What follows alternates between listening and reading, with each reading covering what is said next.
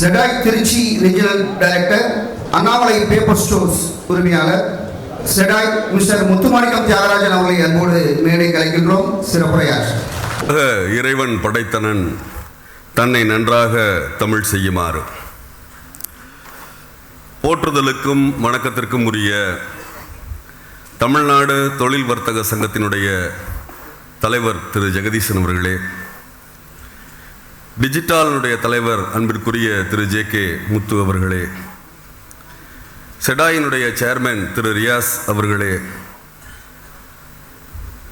சிறப்பு விருந்தினர்களாக வந்திருக்கக்கூடிய ஜோகோ திரு குமார் வேம்பு அவர்களே, சிஇஓ நேச்சுரல்ஸ் திரு சி.கே. குமரவேல் அவர்களே, ஜேஎம்டி தங்கமயில் ஜுவல்லரி திரு பா. ரமேஷ் அவர்களே, மதுரை டிஜிட்டாலை சேர்ந்த ஏனைய நிர்வாகிகளே, வணிக பெருமக்களே, செடாய் உறுப்பினர்களே, நிர்வாகிகளே, உங்கள் அத்தனை பேரையும் செடாயின் சார்பாக வரவேற்பதில் பேருவகையும் பெருமகிழ்ச்சியும் கொள்கிறேன். கவிக்கோ அப்துல் ரஹ்மான் அவருடைய கவிதையிலிருந்து தொடங்குகிறேன். ஒரு தீக்குச்சி ஒரு விளக்கை ஏற்றியது. எல்லோரும் விளக்கை வணங்கினார்கள். ஒரே ஒருவர் மட்டும் தீக்குச்சியை வணங்கினார். விளக்கை வணங்கியவர்கள் எல்லாம் தீக்குச்சியை வணங்கியவரை கேட்டார்கள், ஏன் நீங்கள் மட்டும் தீக்குச்சியை வணங்குகிறீர்கள் என்று. அதற்கு அவர் கூறினார், ஏற்றப்பட்டதை விட ஏற்றி வைத்தது உயர்ந்ததல்லவா, அதனால் ஏற்றி வைத்த தீக்குச்சியை நான் வணங்குகிறேன் என்று சொன்னார். என் அன்பிற்குரியவர்களே, பல நூல் படித்து நாம் அறியும் கல்வி, பிறர் நலம் நினைத்து நாம் வழங்கும் செல்வம், பிறர் உயர்வினிலே நமக்கு இருக்கும் இன்பம், இவை அனைத்திலுமே இருப்பதுதான் தெய்வம். இதோ இந்த வணிக சமுதாயத்தை அடுத்த கட்டத்திற்கு உயர்த்துவதற்காக தங்களது நேரத்தை ஒதுக்கி வந்திருக்கக்கூடிய இந்த சிறப்பு விருந்தினர்களுக்கு ஒரு மாபெரும் கரவொலி கொடுக்க வேண்டும் என்று அன்போடு கேட்கிறேன். நான் முத்துமாணிக்கம் திருச்சி செடாயினுடைய ரீஜனல் டைரக்டராக பொறுப்பு வகிக்கிறேன்.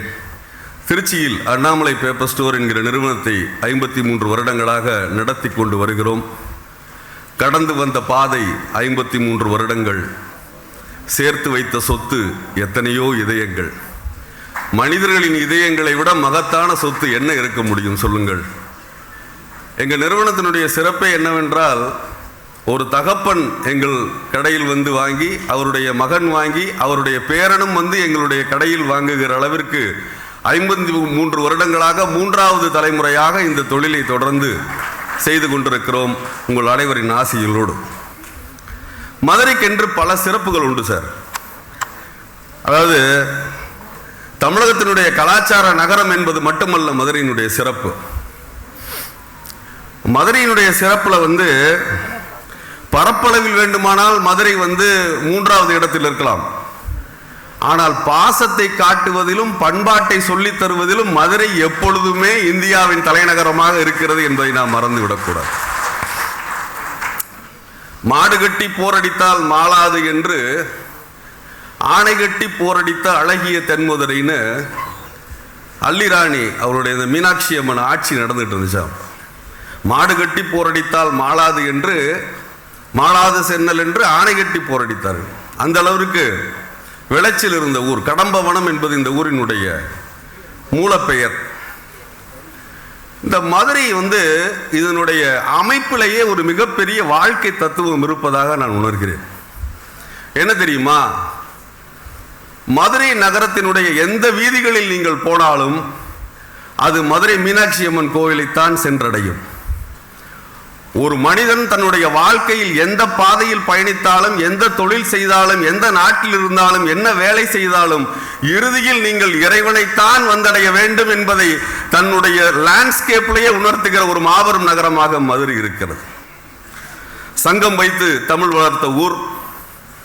அங்கம் புல்திபெற அருவாளை நெய்பூசி, கம்பம் கதபரண்டு கால்பரப்பி, சங்கரன கீர் கீரன அறுக்கும் நக்கீரனோ எம்கவியை ஆராய்ந்து சொல்லத்தக்கவன் இறைவன் கேட்க, சங்கருப்பர் எங்கர் குலம் சங்கரனார் கேது குலம் சங்கை அறிந்துண்டு வாழ்வோம் அரணே உன் போல் இறந்துண்டு வாழ்வதில்லை என்று இறைவனே தவறு செய்தாலும் தட்டி கேட்ட ஊர் மதுரை என்பது இந்த ஊரின் ஆகப்பெரிய சிறப்பு.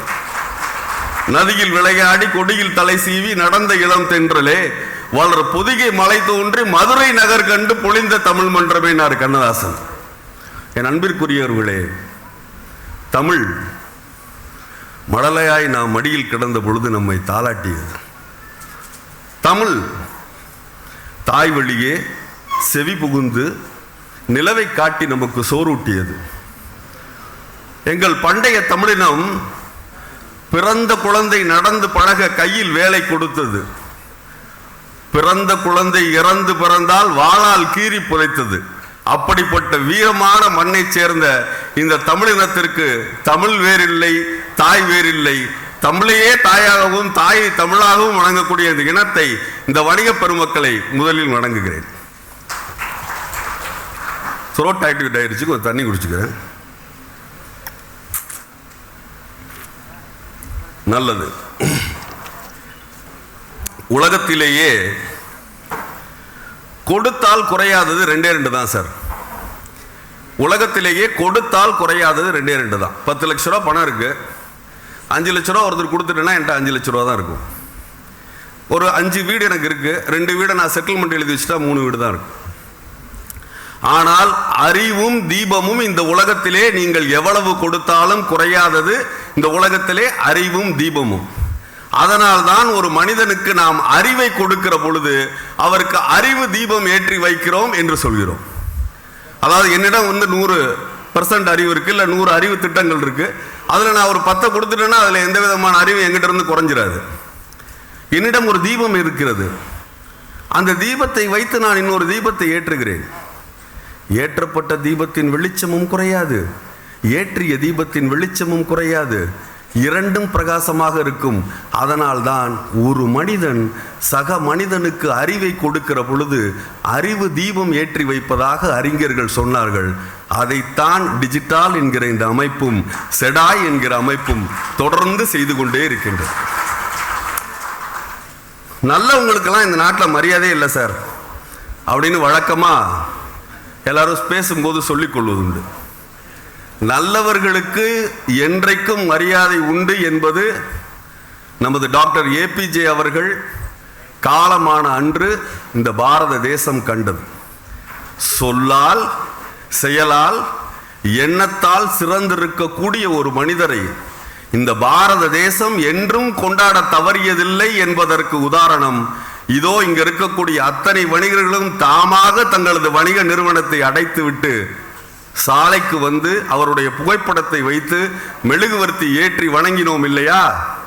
அந்த பண்பு பாரதத்தினுடைய தனிப்பண்பு. சார் அப்துல் கலாம் சார்கிட்ட ஒரு தடவை ஒரு மேடை விட்டு இறங்கும் பொழுது கேட்டார்கள், இந்தியாவின் இறையாண்மை என்பது என்ன சார்? அதுக்கு டாக்டர் APJ சொன்னாங்க, தம்பி, இந்த மேடையிலேயே ஏறுகிற பொழுது ஒரு குத்து விளக்கு ஏற்றப்பட்டது. குத்து விளக்கு என்பது இந்துக்களின் அடையாளம். அதை ஏற்றுவதற்காக என்னுடைய கையில் ஒரு மெழுகுவர்த்தி கொடுக்கப்பட்டது. மெழுகுவர்த்தி என்பது கிறிஸ்தவர்களின் அடையாளம். ஏற்றிய நான் APJ அப்துல் கலாம் ஒரு இஸ்லாமியன். இதுதான் இந்தியாவின் இறையாண்மை என்று சொன்னார்கள். வணிகர்களுக்குள் ஜாதி மதம் மொழி இனம் எதுவுமே கிடையாது சார்.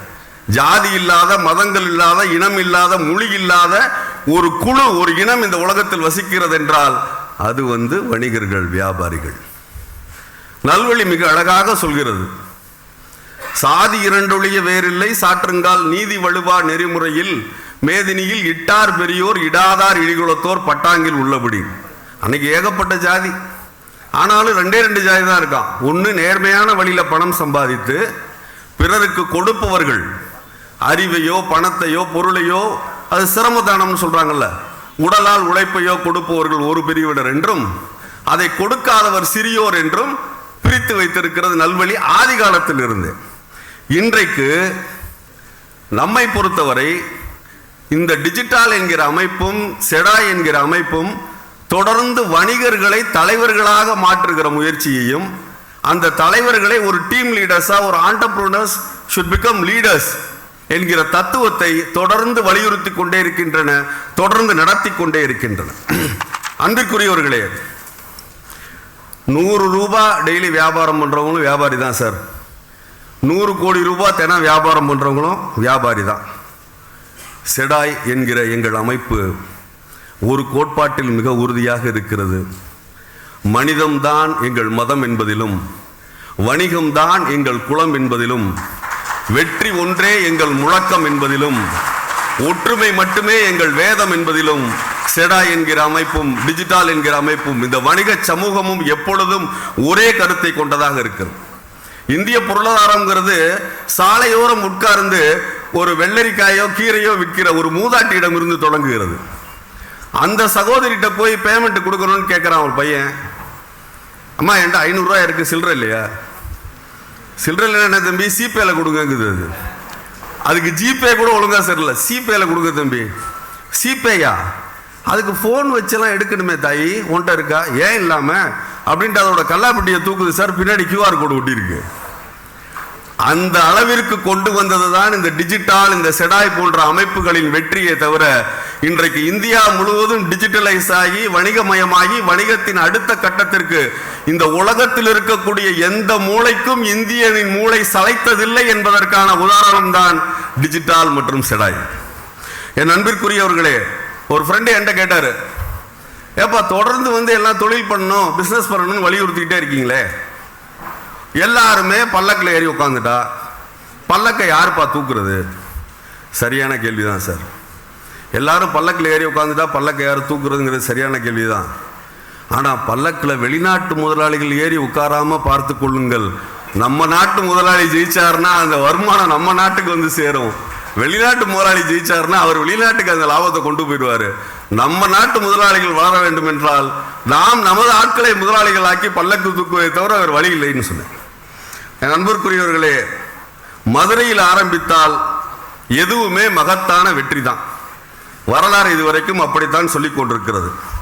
இதோ செடாய் என்கிற அமைப்பும் டிஜிட்டல் என்கிற அமைப்பும் மதுரையில் தொடங்கப்பட்டது அப்படிங்கிறதுல ஒரு தனிப்பெருமை உண்டு. திருச்சியில் தொடர்ந்து செடாய் திருச்சியில் தொடர்ந்து ராமநாதபுரம், திண்டுக்கல், தேனி அப்படின்னு சொல்லி இப்போ வருகிற 23ஆம் தேதி சென்னையிலும் தனது கால் தடத்தை பதிக்கவிருக்கிறது. வணிகர்கள் என்பவர்கள் வீழ பிறந்தவர்கள் இல்லை, வாழ பிறந்தவர்கள். முடிந்தால் இந்த நாட்டை ஆள பிறந்தவர்கள் என்பதற்கான உதாரணமாக நாம் தொடர்ந்து செயல்பட்டு இந்திய பொருளாதாரத்தை உயர்த்துவதற்காக போராட வேண்டும். என் அன்பிற்குரியவர்களை நான் இப்படி சொல்லி நிறைவு செய்கிறேன்.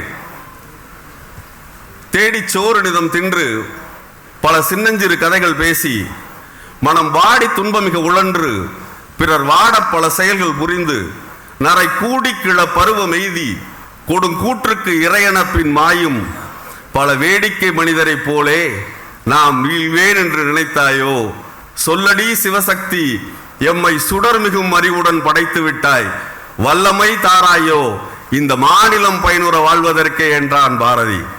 இந்த மாநிலம் மட்டுமல்ல அன்பிற்குரிய சகோதரர்களே, இந்த நாடும் இந்தியாவின் இறையாண்மையும் இந்த பொருளாதாரமும் மிகப்பெரிய உயரங்களை தொடுவதற்கு டிஜிட்டல் செடாய் போன்ற அமைப்புகளும் இங்கே வந்திருக்கக்கூடிய அறிஞர் பெருமக்களும் உதவுவார்கள். வாய்ப்பிற்கு நன்றி, வணக்கம். Thank you sir. சாரோட ஸ்பீச் ரொம்ப என்துவா சூப்பராக இருந்தது. ஸோ இந்த தமிழை இன்னைக்கு ஃபுல்லாக நம்மளுக்கு சூப்பர் தமிழில் தான் டெக்னாலஜி பேஸ் நம்ம கற்றுக்க போகிறோம். ஸோ தமிழில் பேசலாம், தமிழை வளர்க்கலாம், தமிழ் வாழ்க.